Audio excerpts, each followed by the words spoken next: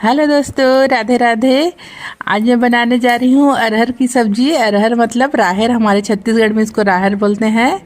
तो ये इसको ऐसे तोड़ने के बाद इसका बीज निकाल लेते हैं और फिर इसकी सब्जी बनाते हैं। तो इसमें सब्जी में भटा को डाल के बनाते हैं। तो चलिए बनाते हैं। पहले तेल गरम कर लेंगे, फिर सरसों का तड़का लगाएंगे, फिर मेथी पत्ता, मिर्ची, प्याज को डालेंगे। अच्छे से भून जाने के बाद फिर बीज को डाल देंगे, अरहर के बीज को। थोड़ा सा भून जाने के बाद उसके बाद भटा को डाल देंगे और फिर अच्छे से भूनेंगे ढक के।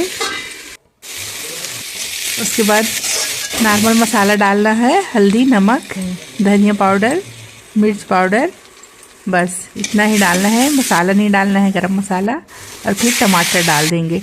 टमाटर डालने के बाद इसको अच्छे से ढक के पकाएंगे टमाटर के गलने तक के। और फिर इधर लहसुन और फर धनिया को पीस लेंगे। और पीसने के बाद इसको भी डाल देंगे। उसके बाद अच्छे से मिक्स कर देंगे और फिर टमाटर गलने तक के पकाएंगे। उसके बाद फिर पानी डाल देंगे। पानी डाल के अच्छे से पकाएंगे।